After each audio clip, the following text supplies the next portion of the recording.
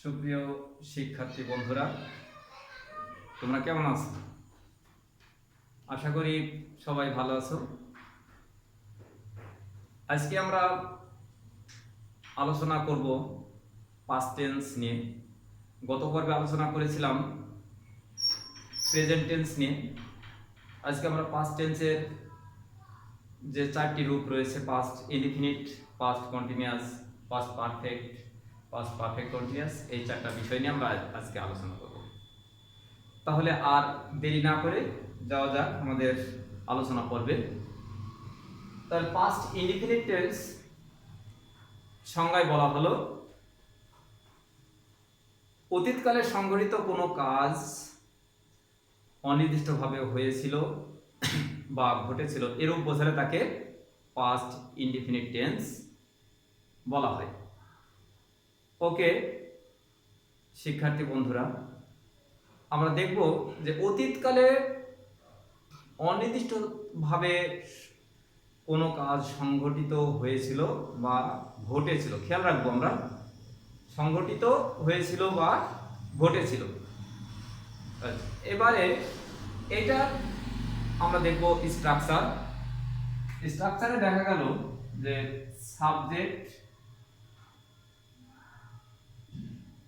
Subject plus ভার্বের PT, সংক্ষেপে ভার্বের পাস্ট পার্টিসিপল রূপ। এভাবে আমরা সংক্ষেপে ভার্বের পিটি লিখে রাখি, পাস্ট পার্টিসিপল নয়, ভার্বের পাস্ট রূপ। তাহলে আমরা সংক্ষেপে ভার্বের পাস্ট রূপকে এভাবে লিখে থাকি, ভার্বের পাস্ট রূপ প্লাস এক্সটেনশন। এভাবে আমরা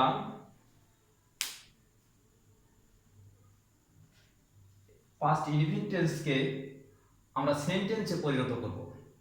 আমি গত পর্বেই বলেছিলাম যে আমাদের টেন্স শেখাই যথেষ্ট নয়, টেন্স শিখে সেটাকে ব্যবহার করতে হবে একটি সেন্টেন্স তৈরি করতে।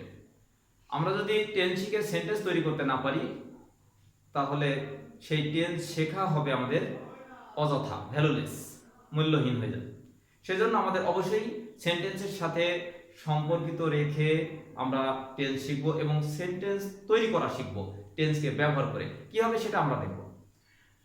তাহলে বাংলা রূপ কি বলা হলো? বাংলা রূপ বলা হলো করেছিল,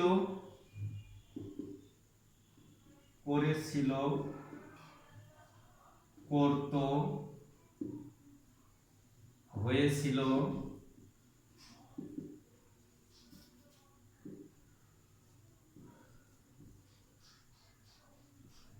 হতো ইত্যাদি। এখন এই স্ট্রাকচার আর এই বাংলা রূপের সমন্বয় করে আমরা যদি একটা সেন্টেন্স করতে যাই, তাহলে এখানে কি করব?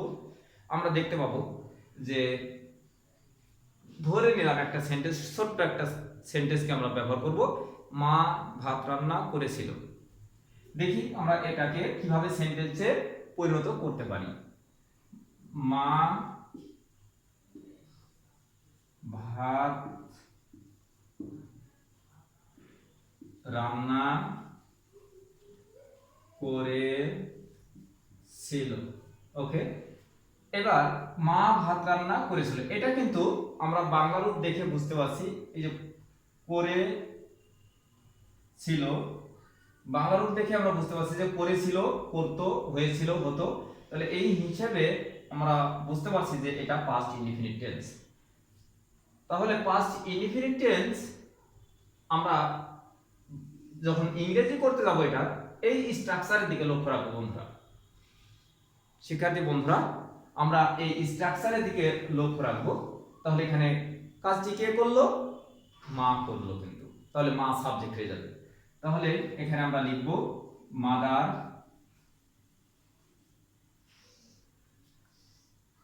স্ট্রাকচার বলছে ভার্বের পিটি। তাহলে মা কি করেছিল? রান্না করেছিল। তাহলে রান্না করার ইংরেজি কি শিক্ষার্থী বন্ধুরা? রান্না করার ইংরেজি হচ্ছে কুক।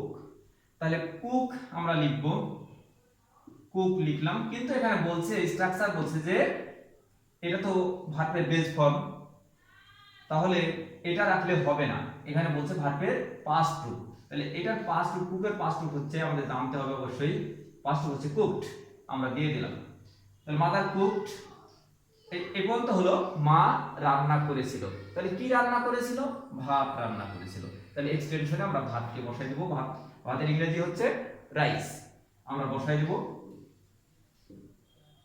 রাইস। ওকে বন্ধুরা, আমরা পাস্ট ইনডিফিনিট টেন্সের যে টেন্স ব্যবহার করে সেন্টেন্সের সাথে সমন্বয় করে সেন্টেন্স গঠন করা, আমরা এই বিষয়গুলো দেখছি। তাহলে শিক্ষার্থী বন্ধুরা, আমরা লক্ষ্য করি যে পাস্ট ইনডিফিনিট টেন্সের আমরা সংজ্ঞা প্রথমে বলেছিলাম যে অতীতকালে কোনো কাজ অনির্দিষ্টভাবে সংঘটিত হয়েছিল বা ঘটেছিল এরূপ বোঝালে তাকে পাস্ট ইনডিফিনিট টেন্স বলে।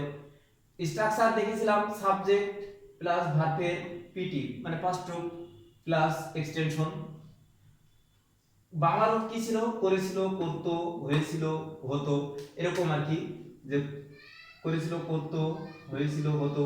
তো এরকম যে বাংলা রূপ ছিল, আমরা সেই বাংলা রূপটাকে কাজে লাগিয়েছি।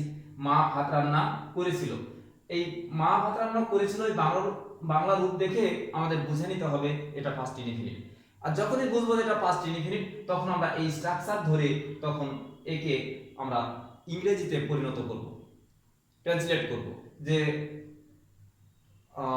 মায়ের ইংরেজি হচ্ছে মাদার, রান্না করা ইংরেজি কুক, কিন্তু কুকের এখানে কি দিয়েছি? স্ট্রাকচার বলছে পাস্ট রূপ দিতে হবে ভার্বের, তাই আমরা কি করেছি? কুকড করে দিয়েছি। তারপরে সেখানে কি রান্না করেছিল? ভাত, ভাতের ইংরেজি রাইস, রাইসকে আমরা ব্যবহার করছি। ওকে শিক্ষার্থী বন্ধুরা, তাহলে আমরা পাস্ট ইনডিফিনিট টেন্স জানলাম। এবারে আমরা যাব পাস্ট কন্টিনিউয়াস টেন্স কিভাবে গঠন করা যায়। ওকে,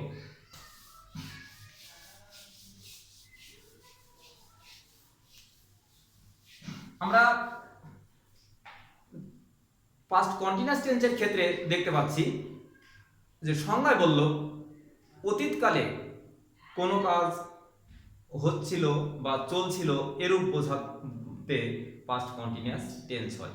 অতীতকালে কোনো কাজ হচ্ছিল বা চলছিল এরূপ বোঝালে তাকে পাস্ট কন্টিনিউয়াস টেন্স বলা হয়।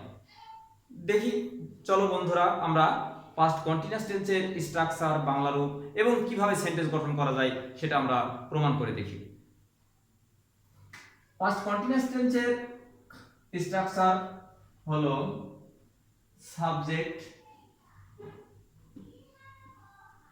Subject plus was oblique were plus ভার্বের সাথে আইএনজি প্লাস এক্সটেনশন। ওকে, এবার এর বাংলা রূপ কি বলা হলো? করছিল,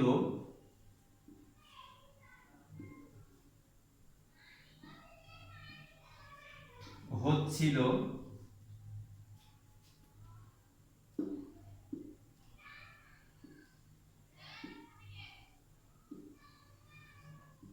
চলছিল ইত্যাদি।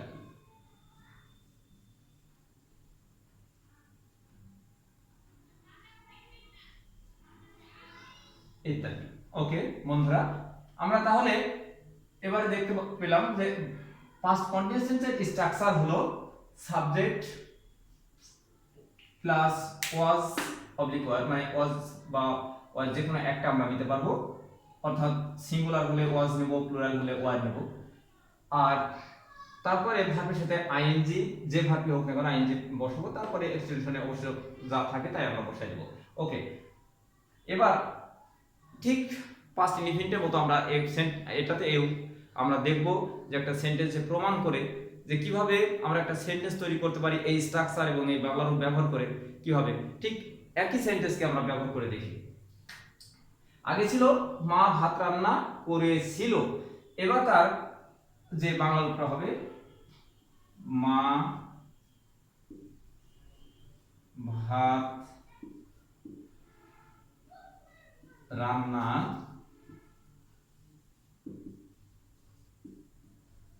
করছিল। ওকে বন্ধুরা, তাহলে মা ভাত রান্না করছিল। এটা হলো পাস্ট কন্টিনিউয়াস টেন্স।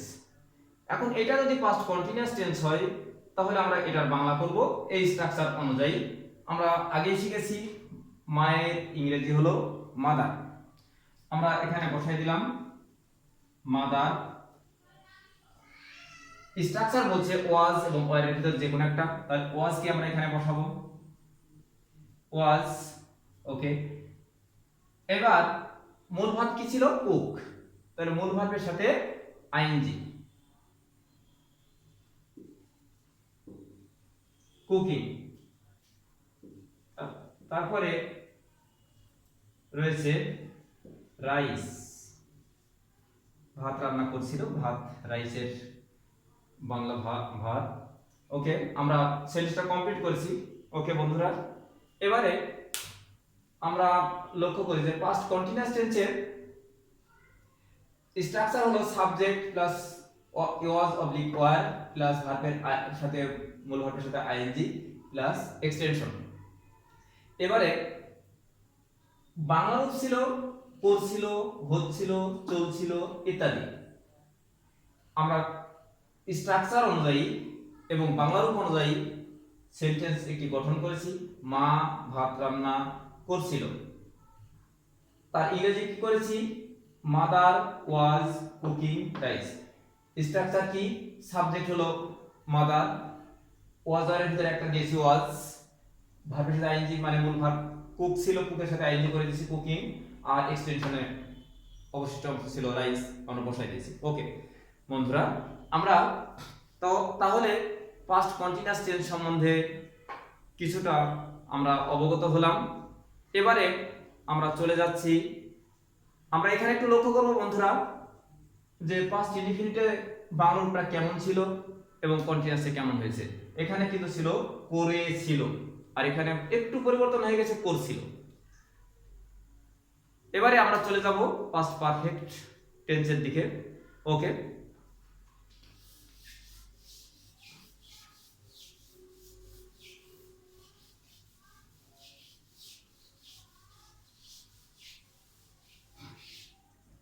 পাস্ট পারফেক্টের সংজ্ঞায় বলেছে অতীতকালে সংঘটিত দুটি কাজের মধ্যে যে কাজটি অপেক্ষাকৃত আগে সংঘটিত হয়েছিল সেটিকে পাস্ট পারফেক্ট টেন্স বলা হয়, এবং যেটি পরে সংঘটিত হয় সেটা হয় পাস্ট ইনডিফিনিট।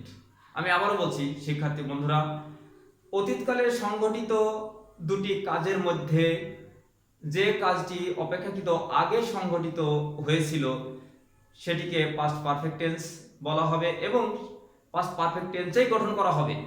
আর যে কাজটি পরে সংঘটিত হয়েছিল সেটাকে পাস্ট ইনডিফিনিটে গঠন করা হবে। আমরা দেখব যে এবার পাস্ট পারফেক্ট টেন্সটা কিভাবে গঠন করা যায়। ওকে, পাস্ট পারফেক্টের স্ট্রাকচারটা আমরা একবার দেখে নিই।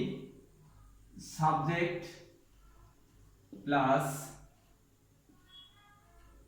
হ্যাড প্লাস ভার্বের পিপি, এটা পাস্ট পার্টিসিপল, আমরা সংক্ষিপ্ত আকারে পিপি করে লিখি। Had plus verb PP plus extension plus before plus আবারও সাবজেক্ট প্লাস ভার্বের পিটি প্লাস এক্সটেনশন। ওকে শিক্ষার্থী বন্ধুরা, পাস্ট পারফেক্টের স্ট্রাকচার কিন্তু দুটো রয়েছে, আমাদের সেই অনুযায়ী আমাদের কাজ করতে হবে। আমরা দুটো স্ট্রাকচারই দেখব। সাবজেক্ট প্লাস ভার্বের PT plus extension plus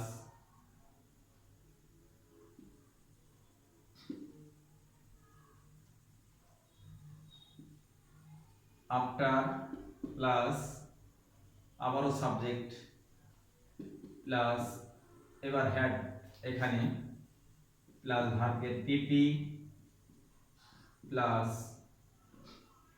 extension. Okay শিক্ষার্থী বন্ধুরা, আমরা লক্ষ্য করবো স্ট্রাকচারটার দিকে। এখানে এমন জটিল কিছু নেই। আমরা অনেক সময় বড় স্ট্রাকচার দেখে জটিল ভেবে মনে করি এটা আমার পক্ষে মুখস্থ করা সম্ভব হবে না, আমরা এটাকে ভয় পেয়ে যাই আগে থেকেই। আসলে ভয় পাওয়ার কিচ্ছু নেই। আমরা লক্ষ্য করলে বুঝতে পারবো যে শুধু খালি উল্টা পাল্টা করে দেওয়া আছে। এখান থেকে আমরা যদি লক্ষ্য করি যে এইটা স্ট্রাকচার এখান থেকে এই পর্যন্ত, আর এখান থেকে এই পর্যন্ত যদি লক্ষ্য করি শুধু খালি উল্টা উল্টা পাল্টা করে দেওয়া আছে। সেজন্য একটা স্ট্রাকচার জানা থাকলে অপরটা স্ট্রাকচারটি বলা সম্ভব, আমরা কাজ করতে পারবো। সেজন্য একে দেখে ভয় পাওয়ার কোনো প্রয়োজন নেই এবং ভয় পেতে হবে না। বড় স্ট্রাকচার হলেই যে আমরা ভয় পেয়ে যাবো এমনটি নয়, কারণ শুধু খালি উল্টা পাল্টা করে দেওয়া আছে। তো সেজন্য আমরা দেখি এবার এটাকে আমরা একটা সেন্টেন্সে পরিণত করে দেখি কিভাবে সেন্টেন্সে পরিণত করা যায়। তো ওকে শিক্ষার্থী বন্ধুরা, আমরা একে সেন্টেন্সে পরিণত করে দেখব আগামী পর্বে। আবার দেখা হবে যখন আমরা আসবো বিস্তারিত এই পাস্ট পারফেক্টের বিস্তারিত আলোচনা করব এবং অন্যান্য বিষয় নিয়ে আবার আলোচনা করব। ধন্যবাদ সকলকে।